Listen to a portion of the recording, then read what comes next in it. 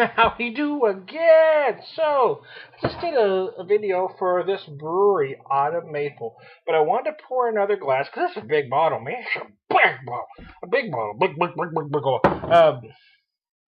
So I poured another glass, took a picture. I wanted to let it sit a little bit, kind of just warm, breathe out, breathe a little bit. It's a very interesting beer. It's basically a Belgian-style brown brewed with yams, molasses, maple syrup, and spices. It's a very interesting concoction, and it works because none of those ingredients overshadows another. And I actually really like this because I actually prefer the beers this year that I've tried, the seasonals, that have used sweet potato and yam as opposed to pumpkin, even though it's incredibly trendy to do pumpkin at the moment. But I think that it just makes more sense. You really get more flavor out of a yam and a sweet potato than you're going to a pumpkin. Another beer that I had, Mother Squashed, it utilized pumpkin, but it also added butternut squash, which really gave you a nice squash flavor in the beer. And I just think those additions help much more than a pumpkin itself. Very nice. So I'm also, well, some of you know that I like to pair my bourbon with beer, and I found this Town Branch bourbon while we were in Kentucky last month, but I hadn't popped it until today. I had a jigger earlier today. I just poured me a second jigger. If you notice, I don't like to add ice per se, but what I do is I freeze about a shot of water down there, and that lets my whiskey get cold. Now, I do tend to drink it neat as well, especially when it gets colder, but right now I was in the mood for having a whiskey a little colder. But I don't like throwing a whole bunch of ice in and then putting them in that I don't like. But this way, this allows me to drink my whiskey colder without it becoming watered down.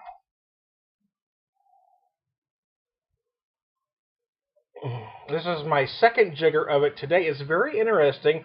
They don't give the age of the bourbon, but I'm guessing this is a kind of a boutique type of distillery, so it's probably a young, a young small batch.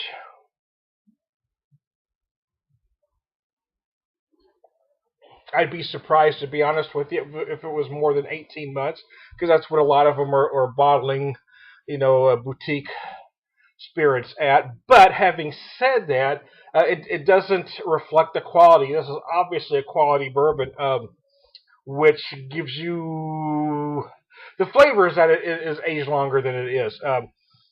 Because it isn't harsh in any way, and there are some nice matured flavors here. You do taste a beautiful smoky charred oak, as well as a lot of vanilla, some brown sugar, maybe molasses. Their description said cherry. I'm not getting that personally. Mm. But I am getting everything else that they mentioned. I'm not getting the cherry though personally.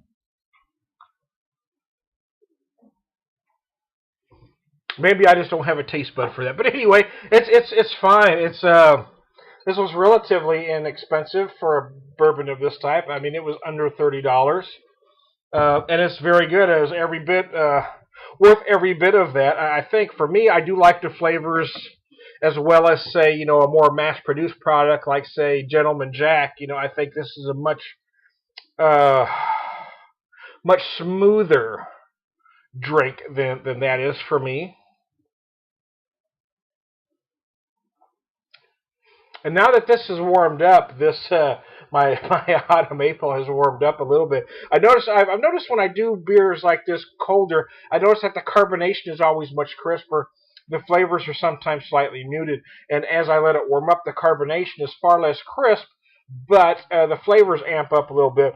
And that's kind of what's gone on here. There was plenty of flavors, plenty of aroma earlier on, but now that I've let it sit and warm up a little bit, the aromas on this are just gorgeous because you can really smell that Belgian, what the Belgian yeast offers to this beer.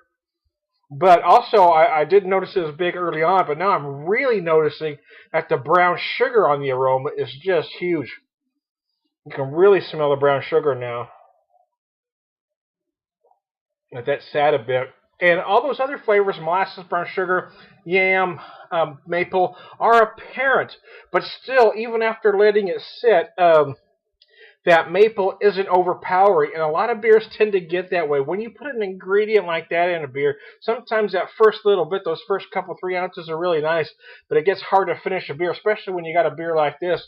But it's not. Everything in this is working perfectly together. I can't get Bruery products out here, and I wish I would have bought more products there when we were there. This is the first Bruery product I've ever had, and I'm really loving it. So I mean, it is beautiful. I'll show you the bottle one last time. Here we go, Bruery Autumn Maple. This is a beautiful beer. So it's now I have to find more beers by this brewery because I can't get the Bruery here. Did that make sense to y'all? So let me show you my whiskey one last time. There's my glass. And a whiskey bottle. This is the Beer Whisperer hanging out on Thanksgiving.